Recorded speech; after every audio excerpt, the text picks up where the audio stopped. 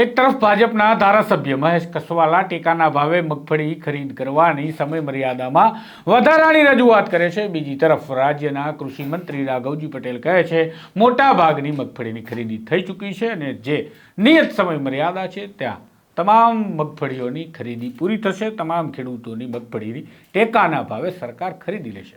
કેટલી મગફળી ખરીદી, કેટલા રૂપિયા ચૂકવાયા એ સહિતની વિગતો આજે કૃષિ મંત્રી રાઘવજી પટેલે આપી। વિગતે વાત કરીએ અહેવાલમાં।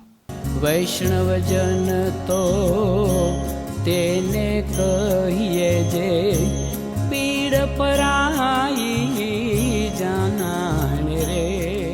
નમસ્કાર, હું છું આપની સાથે તુષાર બસિયા। નવજીવન ન્યૂઝમાં આપનું સ્વાગત છે। રાજ્યમાં ટેકાના ભાવે મગફળીની ખરીદી માટેની અનેક પ્રકારની બુમરાણો મચી। ટેકાના ભાવે મગફળીની ખરીદી દરમિયાન બારદાન નથી, બારદાન ઓછા છે, ખરીદી બંધ છે। ખરીદી માટે ખેડૂતો પરેશાન થઈ રહ્યા છે। ખેડૂતો પાસેથી એજન્ટો પૈસા પડાવી રહ્યા છે અને એ પ્રકારના અનેક આક્ષેપોની સાથે સાથે ભાજપના આજે ધારાસભ્યએ પણ આક્ષેપ લગાવી દીધો ખરીદ કરતી નોડલ એજન્સી પર કે ત્યાં ઉપરથી લઈ નીચે સુધી ભ્રષ્ટાચાર ચાલે છે અને તેના કારણે નોડલ એજન્સીએ પણ કહ્યું કે અમારા અધિકારી માનહાનિનો દાવો કરશે। હવે આ મામલે એક પત્ર સામે આવ્યો હતો, જે પત્ર લખ્યો છે ભારતીય જનતા પાર્ટીના ધારાસભ્ય મહેશ કસવાલાએ અને રાજ્યની સરકાર પાસે માંગણી કરી છે કે ટેકાના ભાવે થતી મગફળીની ખરીદીની સમય મર્યાદા વધારવામાં આવે। મને તેવી રજૂઆતો મળી રહી છે। તો સામા પક્ષેથી વાત કરીએ કૃષિ મંત્રી રાઘવજી પટેલની, તો તેમણે આજે નિવેદન આપ્યું છે કે સમય મર્યાદામાં મગફળીની બધી ખરીદી થઈ જશે। 3.5 લાખ જેટલા ખેડૂતોની મગફળી સરકારે ખરીદી લીધી છે। 5455 કરોડ રૂપિયાની તો ચૂકવણી કરી નાખી છે। આમ નિયત મર્યાદાનો જે સમય છે ત્યાં બધું થઈ જશે તેવું કહેતા રાઘવજી પટેલે માધ્યમો સાથે શું વાત કરી એ જુઓ। રાજ્યના ખેડૂતોનો રોકડીયો પાક કહી શકાય એવો મગફળીનો પાક જે ખરીફ સિઝનમાં થાય છે અને મને કહેતા આનંદ થાય છે કે આ વર્ષે સરકારે કેન્દ્ર સરકારની યોજના મારફત MSP મિનિમમ સપોર્ટ પ્રાઇસ ટેકાના ભાવની ખરીદીમાં ગુજરાતમાં મગફળીની ખરીદીનો રેકોર્ડ સ્થાપિત થયેલ છે।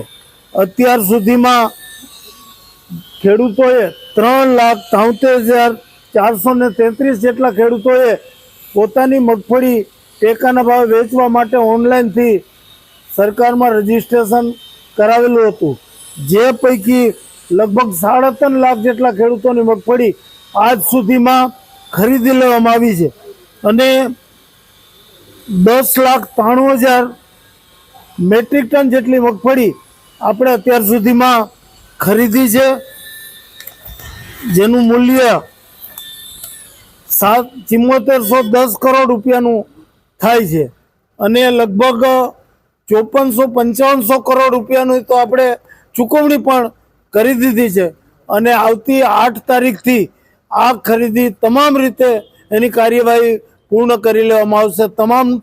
તમામ નોંધાયેલા ખેડૂતોની મગફળી રાજ્ય સરકાર ટેકાના ભાવથી ખરીદી લેશે।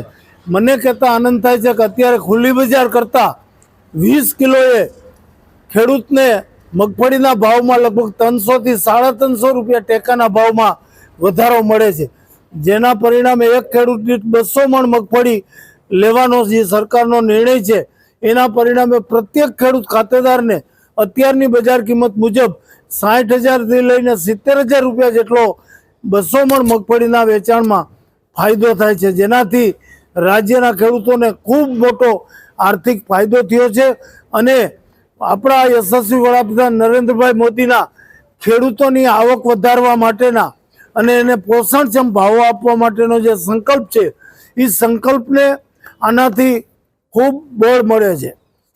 વૈષ્ણવજન તો તેને કહીએ જે પીડ પરાઈ